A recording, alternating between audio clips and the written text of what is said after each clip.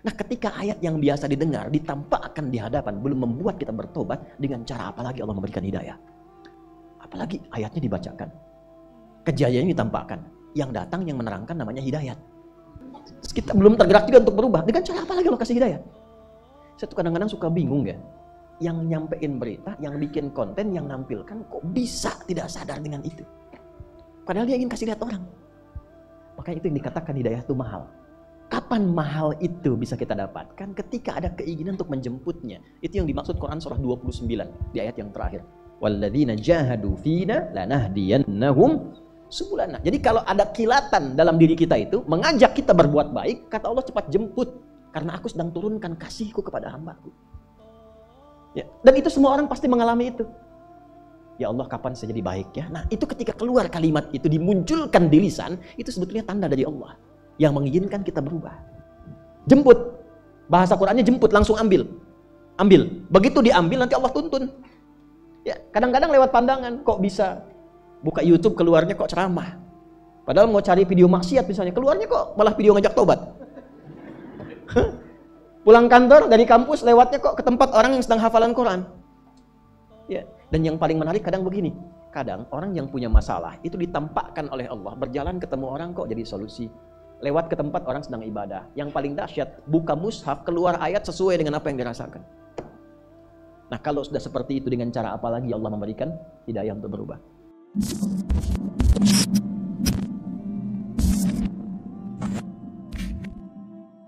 Bismillahirrahmanirrahim. Nah, kita punya waktu 20 menitan. A'udzu billahi minasyaitonir rajim. Bismillahirrahmanirrahim. Yuk baca dari awal sama-sama. Wan nazi'ati gharqa wan nasyitati nashta was-sabihati sabha fas-sabiqati sabqa Falmudabbirati amra. Sudah cukup. Berapa ayat itu? 5 ayat ya. Perhatikan baik-baik. Bapak Ibu masih ingat gak kesimpulannya 5 ini? Orang yang sudah belajar tafsir, membaca surah ini di pembukanya baru 5 ayat, itu akan merubah kehidupannya. Ingat yang pernah saya terangkan di pertemuan yang lalu? Saya cepat ya, dalam 5 menit paling banyak. Wan nazi'ati gharqa. Aku bersumpah demi malaikat yang aku tugaskan mencabut nyawa dengan keras bagi para pelaku maksiat yang bebal. Artinya Pak, kalau Anda terfikir berbuat maksiat, lisan masih ingin bohong, mata masih ingin melihat maksiat, tangan masih mengerjakan korupsi, menulis status yang tidak benar, teringat dengan ancaman ini. Karena Allah yang bersumpah.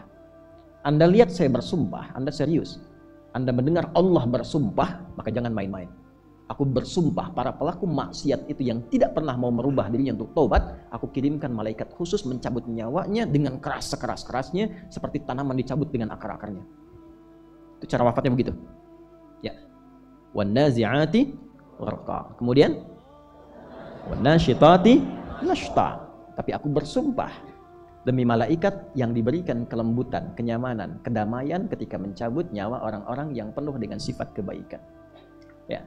Maka ketika kita berpikir berbuat baik, rasakan kebaikannya akan dibawa pulang. Minimal cara pulangnya adalah husnul khatimah. Ya, tidak cukup dengan amin. Lihat dulu. Perhatikan baik-baik. Sekarang ayatnya bukan hanya kita dengar, tapi ditampakkan di hadapan mata. Nah, kata para ulama, kalau sudah tampak di hadapan mata itu dan belum yakin kita juga dengan itu, berarti ada yang salah dengan cara kehidupan kita. Dan semakin banyak maksiat bertebaran dalam kehidupan kita. Dulu orang dengar langsung mengatakan sami'na, kami dengar, wa ata'na, langsung kami laksanakan. Pak, ayat riba turun ya, larangan riba. Itu begitu didengar, hilang riba semua.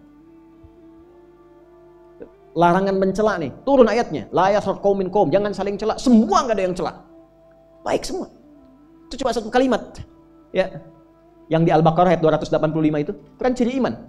Amanar rasulu bima unzila ilaihi mir rabbihi wal, dan ayat itu ditempel di dinding Ka'bah di bagian dalam. Jadi Rasul, sahabatnya, orang-orang beriman punya karakter itu. Nah, kita mengaku beriman harus punya itu. Apa? Sami'na, ketika dengar, wa ata'na, langsung amalkan. Jangan mencela, gak usah nyela. La yaghtab ba'dukum ba'dha, jangan gosip, jangan gosip. Ya saya nggak gosip, cuma nonton aja ya. Ini nggak gosip tapi bikin acara gosip. Ya, itu tipikal orang beriman. Sami'na, baru dengar langsung diamalkan. Nah sekarang levelnya naik. Yang didengar itu ditampakkan oleh Allah dalam kehidupan. Ditampakkan oleh Allah dalam kehidupan. Ya ayyatuhan nafsul, hei jiwa-jiwa yang tenang. Mutmainah itu sifat tumakninah. Tumakninah adanya di ibadah. Jadi orang yang rajin ibadah, rajin tumakninah, merubah keadaan jiwanya menjadi mutmainnah.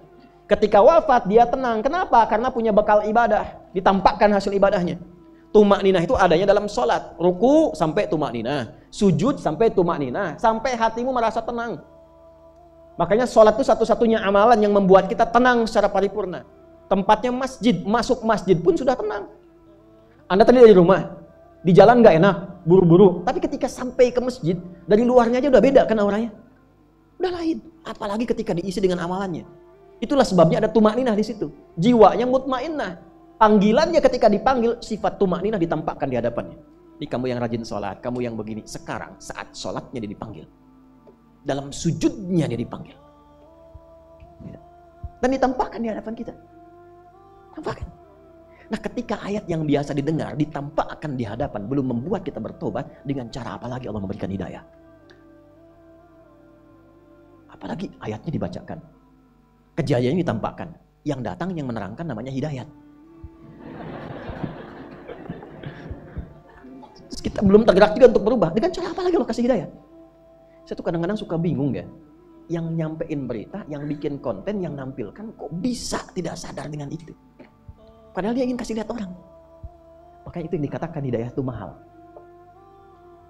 Kapan mahal itu bisa kita dapatkan? Ketika ada keinginan untuk menjemputnya. Itu yang dimaksud Quran surah 29 di ayat yang terakhir.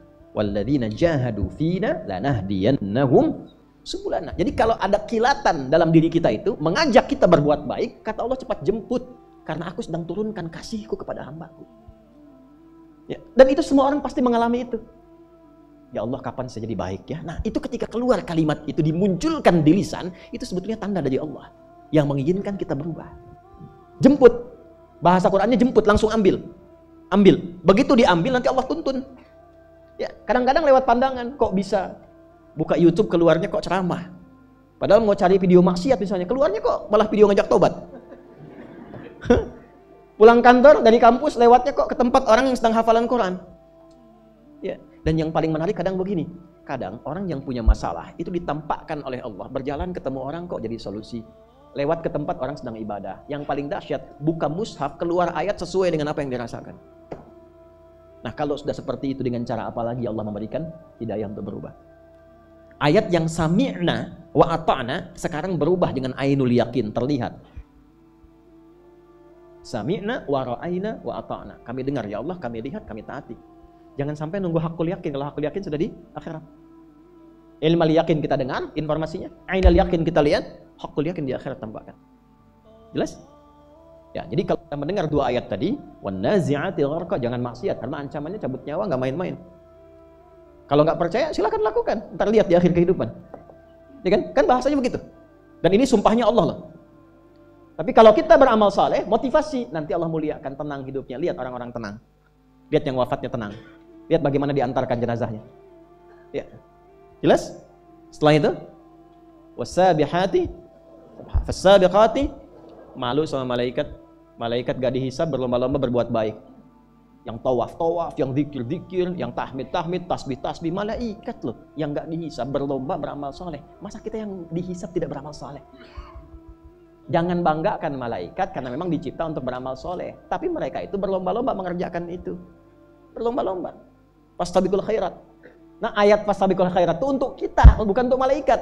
Al-Baqarah ayat 148. Walikulli wijhatun huwa muwalliha fastabiqul khairat. Aku berikan kepada setiap hambaku keinginan, orientasi beramal yang berbeda-beda. Ada yang senang tahajud, ada yang senang baca Al-Quran, ada yang senang puasa, ada yang senang sedekah. Tidak harus menguasai semuanya. Yang penting silahkan berlomba dengan amalan khususnya. Setiap kita coba usahakan punya amalan khusus yang kita banggakan saat pulang kepada Allah.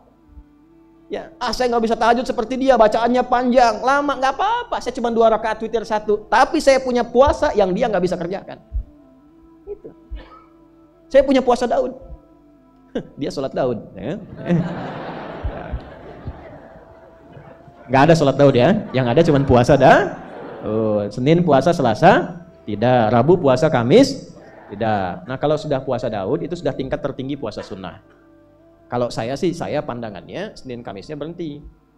Kenapa? Karena sudah tercover dengan yang paling tinggi. Kalau tercover yang paling tinggi, yang ini sudah ikut pahalanya. Misal Senin puasa, tadinya Senin Kamis naik ke puasa Daud. Senin puasa, Selasa tidak. Rabu puasa, Kamis tidak. Ketika Kamis tidak puasa, itu tertuliskan pahala puasa Kamis. Karena kebiasaan sebelumnya. Itu hadis. Makanya kalau ngajinya pakai ilmu, bebannya ringan. Pahala dapat. Pilih mana? Nggak kerja dapat gaji atau kerja belum tentu dapat gaji. Hah? Ya kan? Kecuali puasa yang khusus.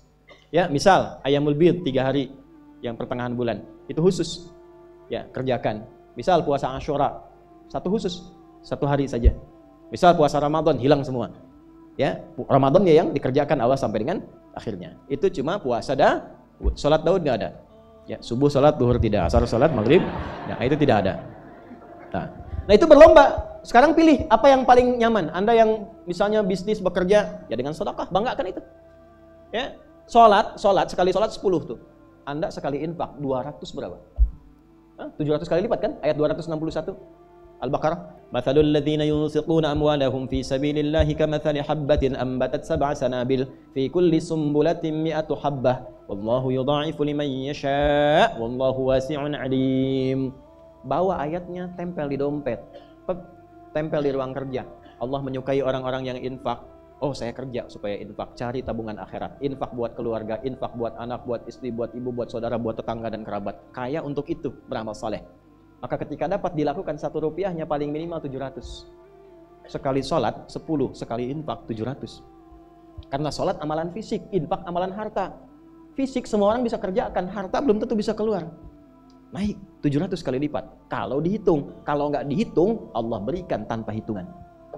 Bisa 1 juta kali lipat, bisa 10 juta kali lipat. Itu setiap keluar. Nggak usah kelihatan orang. Ya, tolong diumumkan Pak nanti di Masjid An-Nur ya khutbah Jumat. Sekian. Keluar. Ya, untuk motivasi boleh, tapi untuk menjaga riya keluar. Sebelum subuh lihat yang nyapu-nyapu di jalan tuh. Itu walaupun cuma 5.000, 10.000, tapi doanya menghujam aras. Pak, semoga sehat ya, keluarga baik-baik ya. Insya Allah Bapak sukses ya. Masya Allah. Gitu. Saya jalan ke Cianjur dari Bandung tuh, gitu kan. Ada yang nunggu-nunggu apa. Cuman kita berbagi doanya ya Allah. Masya Allah, semoga Bapak diberkahi Allah, semoga Bapak kuat, semoga kesini lagi bawa Ferrari, semoga Bapak jadi presiden. Al-Fatihah. Ini nyata, saya bukan bercanda ya. Maksud saya orang-orang itu tuh tulus gitu. Kalau dalam berbicara itu tulus. Gitu. Nah itulah sebabnya kenapa zakat pakai ita. Wa aqimus shalah wa atuz. Ita itu memberi sampai dengan tulus. Memberi pada orangnya sampai dengan tulus. Gitu. Kalau ada yang namanya ita itu sosok pemberi yang tulus. Bu Ita ya. Nah, pemberi yang tulus. Jelas? Nah, itu motivasi, tuliskan.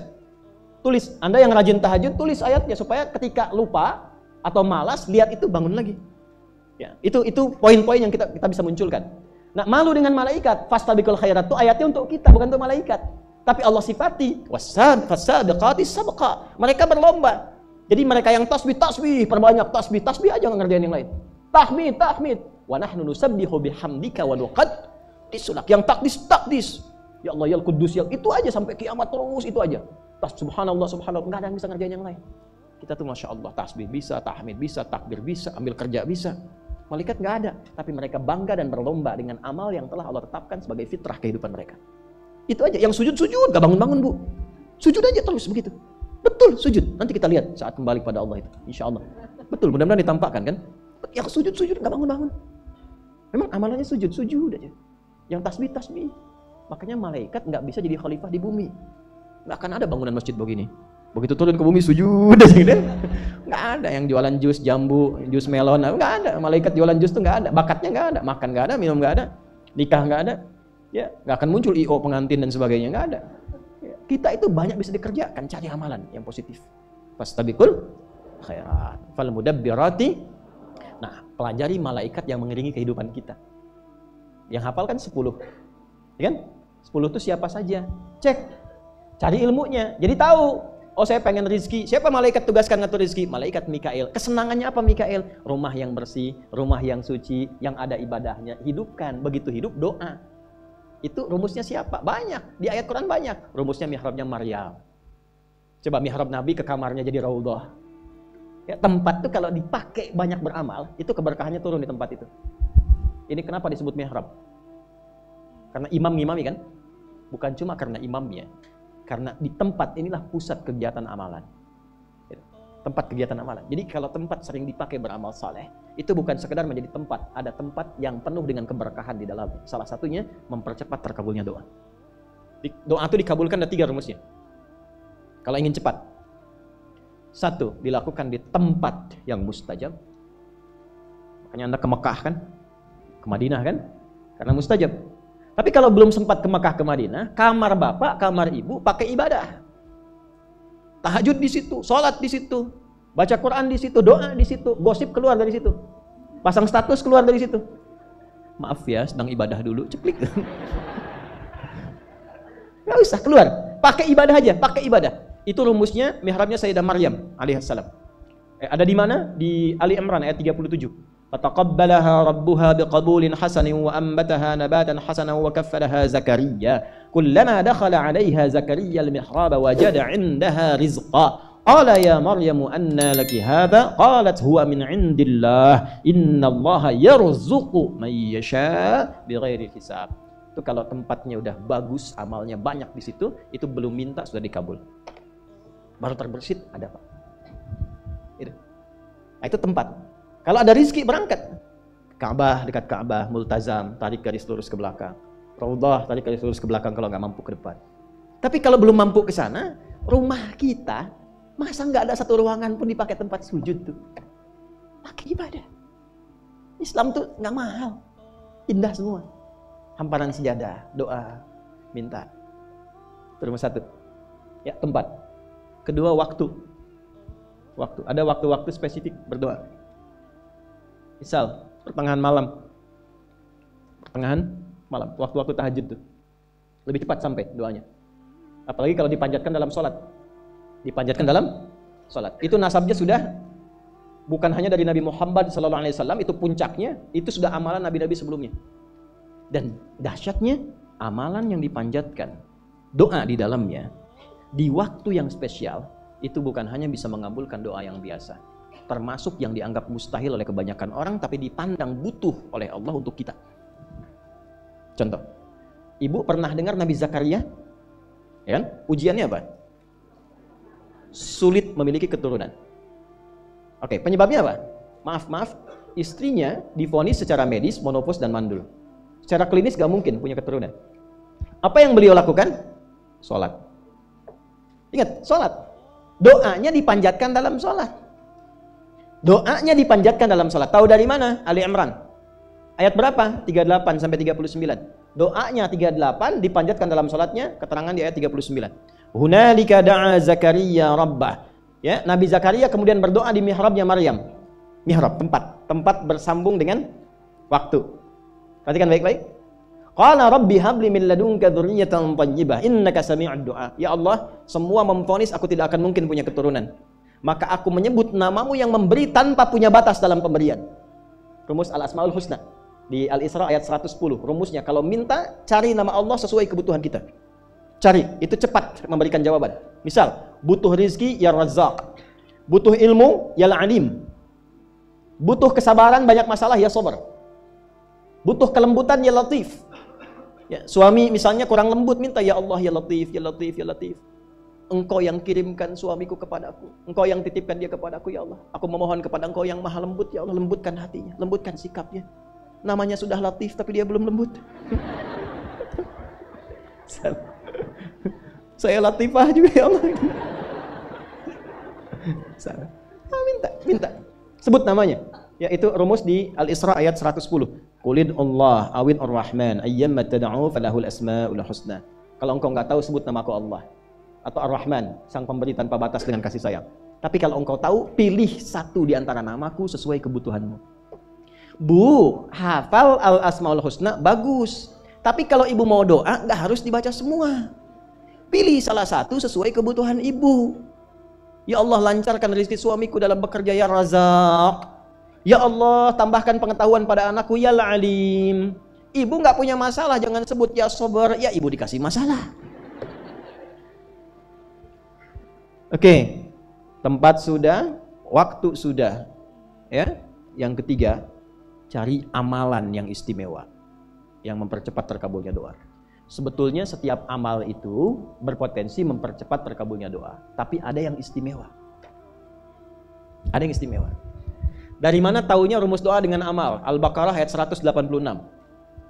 Wa idza sa'alaka 'ibadi 'anni fa inni qarib. Ini rumusnya. Ujibu da'watad da'i idza da'ani. Belum selesai. Fal yastajibu li wal yu'minu bi la'allahum yarshudun. Aku tahu hambaku tuh kalau ngadap kepadaku motifnya cuma dua. Kalau bukan tobat, minta. Allah declare-nya begitu. Hambaku tuh begitu. Kalau yang tobat kan mojok-mojok gitu kan, kadang malu. Maaf, bukan berarti yang di pojok tobat ya. Kadang tuh sujud, tobat, atau minta. Ada kebutuhan. Kata Allah jangan malu. Masya Allah. Kalau mau tobat jangan malu. Allah melarang malu. Tobat tuh urusan kita dengan Allah. Ikhwan, teman-teman. Gak usah malu. Jangan takut dengan manusia. Karena manusia tidak menilai tobat kita. Allah yang menanti tobat kita. Gak usah malu. Pernah mabuk, pernah zina, pernah bunuh orang, pengen tobat, gak usah berpikir bagaimana manusia menilai. Datang ke masjid. Yang menanti kita Allah, bukan manusia. Hati-hati provokasi setan. Setan selalu menghambat seseorang jadi baik. Dia gak mau seorang itu soleh, selalu salah. Makanya ketika ada orang salah pengen jadi soleh, ditanamkan pada dirinya. Dan provokasinya gak nyambung. Kamu nanti ada si fulan, gak enak kelihatan, ya kan? Masa ria gitu. Ya, nanti ada begitu. Padahal yang menunggu tobat kita itu bukan manusia, pencipta kita Allah. Dan ketika seseorang itu ingin tobat, itu cinta Allah langsung diturunkan kepadanya. Itu rumusnya di Quran surah kedua ayat 222. Innallaha yuhibbut tawwabin. Allah mencintai orang yang ingin tobat. Makanya saya selalu katakan, Allah lebih mencintai pelaku maksiat yang gemar bertobat dibandingkan orang soleh yang tidak pernah merasa salah. Bikin status ya. Silahkan evaluasi diri. Itu dinanti sampai sampai nyawanya di kerongkongan, ditunggu sampai mau tobat. Ya, sampai mau tobat. Fir'aun aja, Fir'aunnya itu dikirimkan keadilan Allah dua nabi, Musa dan Harun.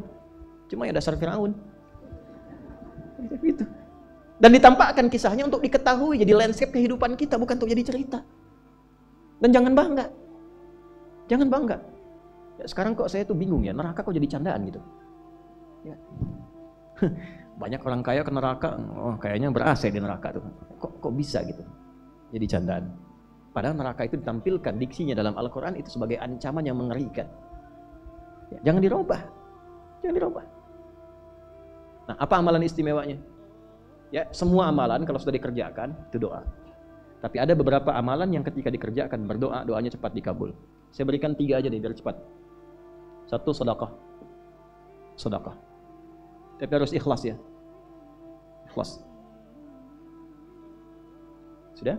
Masih ingat nggak kalau tangan kanan memberi, tangan kiri itu nggak tahu? Ya kan? Itu sebenarnya latihan untuk mengelola hati kita. Ya, berikan. Udah silent, anggap caranya begini, kalau pengen melatih ikhlas tuh, ketika memberi, anggap nggak ada. Lupakan, udah. Ketika memberi, lupakan, udah. Lupakan, anggap nggak pernah dilakukan. Bapak katanya kemarin nyumbang, nggak tahu saya. Gitu. Nggak tahu, salah dengar mungkin Anda. Itu kan? Bukan berarti untuk bisa menepikan atau menafikan atau mengelak dari, berbohong dari amalan, bukan.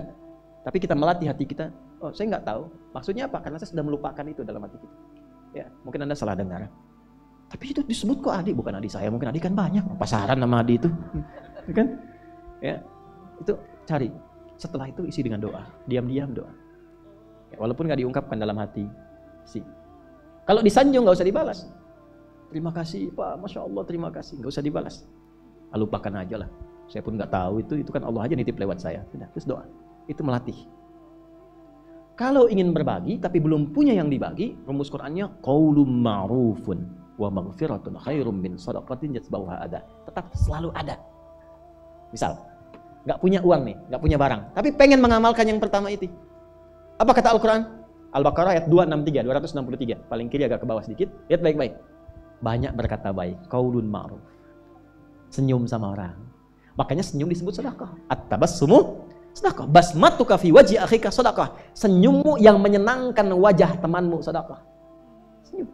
Tapi yang membuat orang senang, hadisnya begitu, bukan membuat orang bingung. Keluar dari sini senyum. Ya Allah. Orang senang, itu sedekah, itu dinilai. Begitu orang senang, doa. Itu lebih baik, kata Al-Quran ya, itu lebih bagus, kata-kata baik yang menenangkan, itu bahkan nilainya lebih tinggi dibandingkan memberi tapi masih komen. Dan komennya kadang menyakitin. Masih bantuan 100 juta, terima kasih Pak, aduh Bapak itu sangat luar biasa. Iya, itu kan kewajiban saya, bukan apa-apa, karena Anda kan miskin juga gitu. Anda kan asnaf yang 8 gitu kan. Nah, itu hilang, turun. Dibanding dengan yang kata-kata tadi, lebih bagus yang kata satu sedekah, kedua cepat Al-Quran. Kedua apa? Kalau habis ngaji, doa. Ini yang jarang sekali dilakukan sekarang. Saya melihat kadang habis ngaji itu tutup, Shadaqallahul Azim, selesai. Emang Anda nggak bilang Shadaqallah pun sudah Shadaqallah. Maha benar Allah dengan segala firman-Nya, sudah maha benar. Anda ucapkan itu, setelah itu doa. Ada yang selesai, Alhamdulillahirrabbilalamin. Ya, betul. Segala puji milik Allah. Anda ucapkan, setelah itu doa. Allahumma arhamna bil Qur'an waj'alil Qur'ana sahiban lana fid dunya syafi'an lana fil akhirah. Ya Allah, rahmati kami dengan rahmat Al-Qur'an. Berikan cahaya Quran dalam hidupku. Jadikan temanku di dunia, syafaat bagiku di akhirat. Minta. Berikan keberkahan dari ayat-ayat yang aku baca. Kan satu hurufnya 10, mahal. Ya. Ada satu amalan lagi yang kalau Anda minta sebelum Anda kerjakan, itu malaikat langsung aminkan. Padahal belum dikerjakan, tapi Anda angkat tangan, berdoa, itu langsung diaminkan oleh malaikat. Begitu aminnya malaikat bersamaan dengan apa yang kita mohonkan, seketika dijawab. Dan bonusnya diampuni semua dosa yang pernah dikerjakan sebelumnya. Itu nanti bulan depan saya kasih tahu. Nanti itu. Kan kita belum kita bahas tuh, waktunya 15 menit lagi tuh. Itu nanti. Saya kan di awal bilang saya kasih 3. 3 sudah kan? Sudah belum? 1 sedekah, ya kan? Ya. 2. Nah, 3. Oh belum. Nanti itu bulan depan. Dah, malaikat banyak ngatur urusan. Tadi kan gitu kan? Maka temani itu. Malaikat Mikail senangnya apa? Hadisnya keluarkan, malaikat nggak senang ke tempat najis. Ya, kalau bisa jangan sentuhan sama yang najis. Bersihkan rumah dari tempat yang najis, yang kotor. Khusus untuk berdoa yang bagus-bagus. Maaf sekali, maaf. Ada tempatnya. Tapi hewan-hewan bernajis kalau bisa dijauhkan. Misal maaf, mungkin kan punya banyak pilihan. Saya tuh kalau kadang-kadang suka nggak bisa sebut nama gitu ya. Ya, guguk ya misalnya. Padahal hewan itu netral sebetulnya, tapi karena kadang-kadang dalam dunia bahasa tuh begini, kalau satu kata dipakai pada diksi yang kotor, jadi kotor gitu. Padahal hewannya belum tentu kotor. Di Quran kan anjing juga ada kan? Ya kan? Di surat Al-Kahf kan? Ya, misal anjing itu kan najis pada liurnya. Nah, di sini ada beda 2 pendapat. Imam Malik misalnya, ya sepanjang Anda bisa membersihkan najisnya, boleh dirawat. Makanya di mazhab Maliki itu banyak pelihara anjing nggak ada masalah. Tapi bisa memastikan liurnya dibersihkan. Ya. Tapi resikonya begini, pastikan Anda punya CCTV yang memantau perilaku anjing.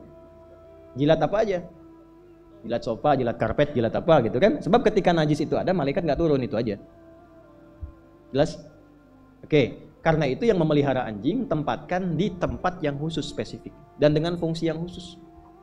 Ya, dengan fungsi yang khusus. Misal anjing untuk penjagaan di militer dan seterusnya. Anjing untuk penjagaan misalnya di kebun dan seterusnya. Kasih tempat yang khusus. Itu boleh, ada kok zaman Nabi juga. Nggak ada masalah. Ya. Tapi kalaupun tidak diperlukan dengan itu, maka fikih Syafi'i agak lebih ketat. Memang liurnya di dalam lidah itu najisnya di liurnya. Tapi kan Anda nggak bisa tahu di mana dia menjilat ya dengan liurnya itu. Kadang tubuhnya kan dijilatin juga. Makanya disebutnya najis aini di fikih madzhab Syafi'i. Ke semua bagian tubuhnya najis karena kita nggak bisa pastikan kapan dia menjilat tubuhnya. Kemana-mana ada. Nah, hewan-hewan tertentu bukan berarti tidak berkah, bukan. Ada fungsinya. Kapan fungsinya menjadi berkah? Ketika ditempatkan sesuai dengan fungsinya. Anjing itu ada ibadah. Kapan ibadahnya? Ya, satu misalnya dalam penjagaan. Ada fungsi ibadah. Makanya anjing itu ada yang masuk surga. Ada. Anjingnya Ashabul Kahf. Nah, bayangkan. Ada anjing yang mengantarkan pelacur bertaubat. Maaf, ada. Jasanya anjing itu. mau sekarat karena kehausan. Seorang perempuan, maaf Bu ya, laki-laki juga banyak yang kurang baik, tapi ini kasusnya perempuan. Perempuan menemukan itu, lalu dia beri minum. Ada riwayat dengan bagian dari alas kakinya, ada riwayat dengan satu benda dia tuangkan, sampai dia segar lagi. Setelah segar dia berjalan, dengan keikhlasan dia memberi minum, bertobat dia, diterima tobatnya, menjadi amal soleh, digugurkan amal solehnya, muncul amal solehnya, masuk surga dia. Fadilah itu aja. Ya, memberi minum. Nah, itu kan hidayah dari Allah. Jadi kadang-kadang di hewan-hewan yang dianggap najis, dianggap kurang bagus, hina, ada fungsi yang melekat di dalamnya. Babi itu ada fungsi ibadahnya. Ibadahnya pada haramnya. Jadi ketika babi dikonsumsi, dia keluar dari sifat ibadahnya. Semua hewan itu ada ibadahnya. Karena ada hikmah di dalamnya. Ada hikmah. Ujian ketaatan kepada Allah hewan A diciptakan. Contoh orang yang rakus dalam dunia. Hidupnya cuma untuk makan, kerja makan, meninggal. Contohkan lewat nyamuk. Ada ayat tentang nyamuk, Al-Baqarah ayat 26. Nyamuk itu kan fungsinya cuma sedot, mati. Gitu kan? Coba cek, ayo, ada ahli nyamuk gak? Sedot, darahnya kumpul, beranak mati gitu kan? Bertelur mati, selesai kan? Nah itu makanya disindir oleh Allah orang yang hidupnya duniawi. Kerja terus, makan lagi, mati. Nyamuk tuh katanya. Gitu. Ya kecil di hadapan Allah, kecil. Ini kecil gak ada nilainya kata Allah. Makanya Nabi komen, kalaupun dunia itu seperti sayap lalat atau nyamuk, korupsi. Ya orang gak sehat nih. Korupsi pada sesuatu yang akan ditinggalkan. Dan yang paling menarik, dia tahu akan wafat. Dan dia tidak tahu kapan dia wafat. Kenapa dia tidak berpikir saat akan korupsi diwafatkan oleh Allah? Makanya kata para ulama ketika berpikir berbuat maksiat, coba rasakan akan wafat. Ya. Kalau belum terpikir ke sana, yauma tarjufur rajifah. Nah, ini yang saya mau maksudkan dengan kitab ini. Kita punya 5 menit minimal kitab dibaca. Ya. Bismillah. Ini indahnya tafsir ini nih. Bismillahirrahmanirrahim halaman 41. Nomor 32.202. Ini Masya Allah. Riwayatnya dinomorin nih. Ya, sampai puluhan ribu riwayat untuk menafsirkan ayat. Qala al-muallif rahimahullahu taala haddatsana Ibnu Abdul A'la qala haddatsana Ibnu Thawr an Ma'mar an Qatadah mithlahu wa qawluhu yauma tarjuf rajifah. Adapun yang dimaksud dengan firman Allah yauma tarjuf rajifah yaqulu ta'ala dzikruhu yauma tarjuful ardu wal jibalu Al-Muzammil ayat 14. Ini yang saya maksud tafsir Quran bil Quran. Jadi kalau Bapak Ibu temukan ayat ke-6 di An-Nazi'at itu bukan berdiri sendiri. Masih ingat rumusnya, rumus tafsir? Masih ingat? 500 ribu? 1 juta? Serius? 5 juta? 10 juta? Betul. Waktu habis. Habis. Habis waktunya, udah habis. 2S 1L. Ingat itu rumus tafsir 2S 1L. Catat nanti kalau saya tanya lagi sudah tahu jawabannya. Insya Allah saya tanya lagi ya, tanpa hadiah. Itu 2S itu 1 siyak, 2 sibak, L-nya lihaq. Siyak itu ayat yang dibaca, sibak itu hubungan ayat yang dibaca dengan ayat sebelumnya. Lihaq adalah hubungan ayat yang dibaca dengan ayat setelahnya. Jadi jadi penafsir itu tidak main-main. Kita baca misalnya An-Nazi'at di ayat yang ke-6, yauma tarjufu rajifah, di mana ditemukan kata yang sama, kata rajifah dan tarjufu di ayat sebelum An-Nazi'at, cari sampai Al-Fatihah dan cari sampai An-Nas. Cari ke belakang disebut dengan sibak, cari ke depan disebut dengan lihaq. Ayatnya disebut dengan siyak. Itulah menafsirkan Al-Quran begitu. 6.236 ayat dicari ke semua korelasinya. Itu adalah tafsir ayat dengan ayat. Jelas?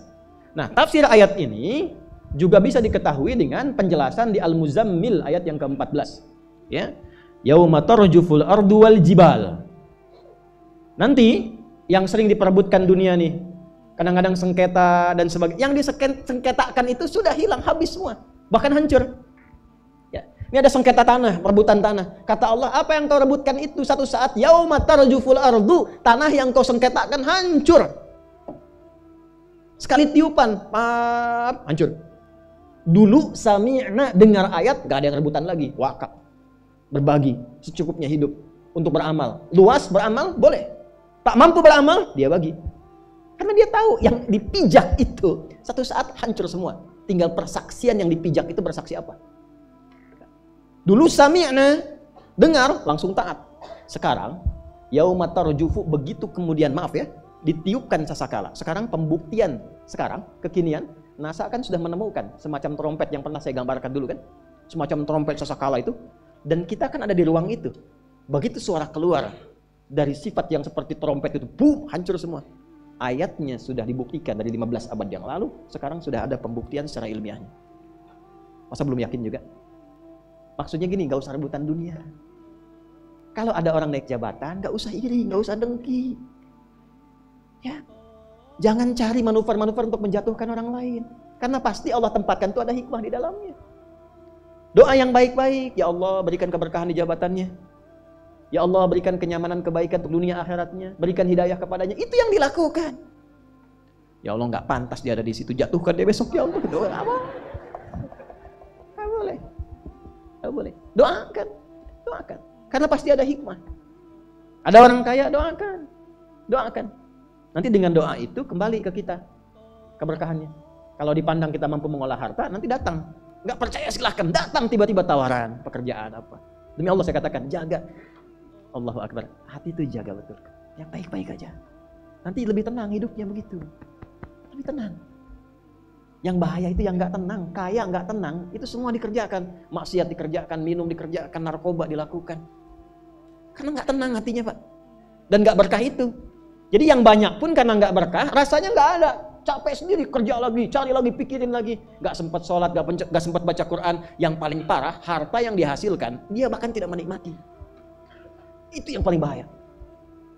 Tolong ya para ayah ya. Jangan pernah bawa yang haram ke rumah. Jangan pernah bawa yang haram. Itu dimasak oleh istri, dimakan oleh anak, rusak anak. Rusak. Demi Allah rusak. Ada 9 jenis. Saya sebutkan satu aja sekarang. Rumusnya langsung kelihatan. Satu, yang paling cepat. Kalau ada masalah rumah tangga, dengan istri selalu bermasalah, dengan anak selalu bermasalah, dan sulit diatur, itu tanda pertama, cek. Coba, rezeki yang masuk ke rumah dari mana? Itu satu. Ada rumus. Ya. Nanti 2, 3, sampai 9-nya banyak. Kalau pekerjaan melamar, susah, ditolak terus itu ada amalan yang kurang. Ya.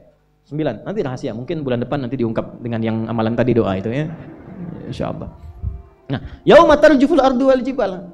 Mineral yang rebutan tambang, rebutan nikel, rebutan emas itu nanti gunungnya hancur sendiri. Bahkan yang Anda dapatkan pun itu kadang-kadang kalau nggak benar merusak juga. Capek. Nggak dilarang eksplorasi silahkan, tapi tempatkan dengan jalan yang benar, disalurkan dengan cara yang benar. Itu membuat tenang. Tapi ketika ditempuh dengan jalan yang salah, madaratnya banyak, celakanya banyak. Baru dapat, belum digali, udah nggak mau ketahuan orang. Begitu orang tahu, celakakan. Bahaya. Itulah sifat dunia. Ya, itulah sifat apa? Dunia. Jadi ayat ini ingin memberikan kesan bahwa ketika masuk ke ayat 6 dan seterusnya, jangan pernah mengagungkan dunia terlalu dalam. Karena itu akan mencelakakan Anda dan mengantarkan pada jurang yang tiada tepinya. Sampai kiamat tiba. Nah, inilah penyakit kita sekarang. Kenapa saya bawa kitab? Saya ingin sampaikan satu bagian. Sekarang umat Islam saat ini kena penyakit yang pernah disampaikan Nabi dulu. Penyakitnya saya tutup, namanya wahan. Apa namanya? Wahan. Al-wahnu. Wahan.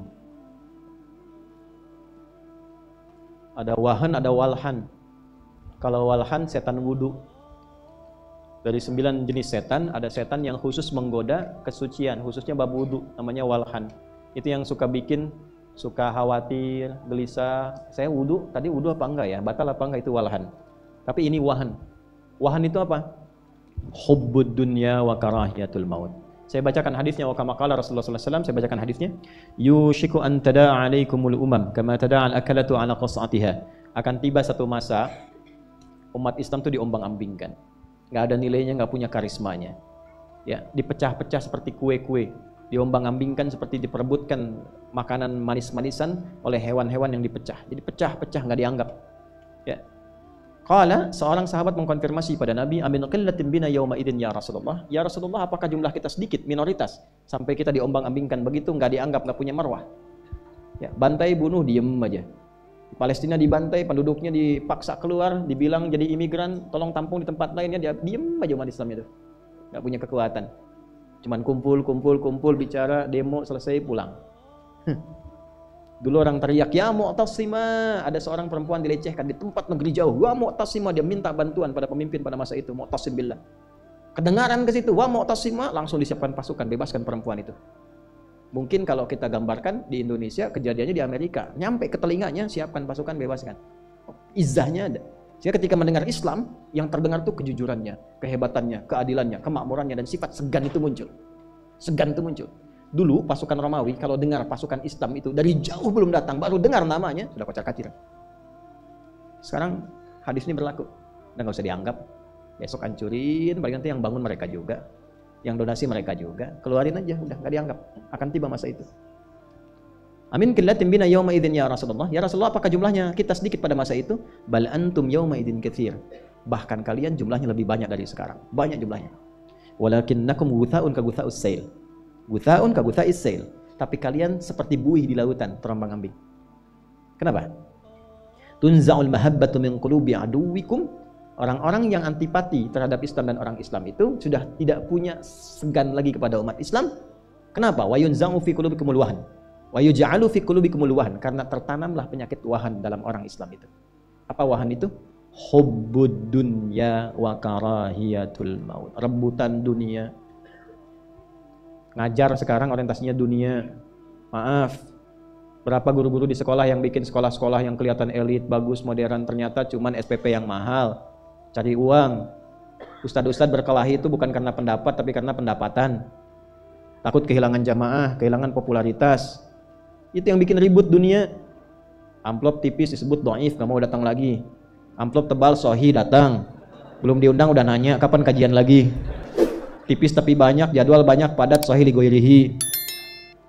Tambahan dari yang lain. Dunia. Padahal ayatnya jelas, wala tamnun taksir. Jadi fenomena saling bid'ahkan, saling tuduh apa? Dunia ujungnya, bukan karena akhiratnya. Kalau karena akhirat tuh duduk tuh ustadz tuh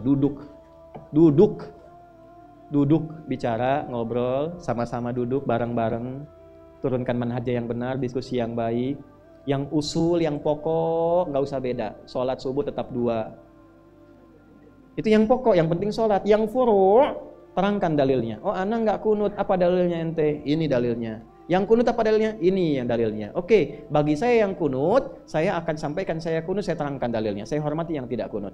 Saya yang tidak kunut, saya sampaikan pada jamaah saya. Jamaah, saya tidak kunut, dalilnya ini. Tapi kalau ada orang yang kunut, Anda hormati karena mereka dalilnya ini. Begitu caranya, Joni.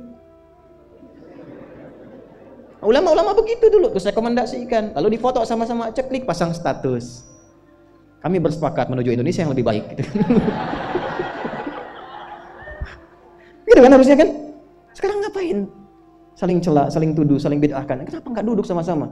Saya tuh kadang-kadang suka aneh gitu. Yang ngajar membid'ahkan, tapi nggak ketemu dengan yang dibid'ahkan itu. Yang disampaikan ke muridnya, murid saling tuduh. Assalamualaikum akhi, beda manhaj. Kenapa? Nah, saya tidak mengajarkan itu. Tidak boleh. Hormati siapapun itu. Hormati siapapun. Ya, belajar itu merubah kita lebih baik. Ya, dan kebaikan itu yang tampak adalah kemuliaan akhlak kepada siapapun. Hormati orang lain. Kalau dia punya amalan, kita belum tahu, tanyakan, pelajari.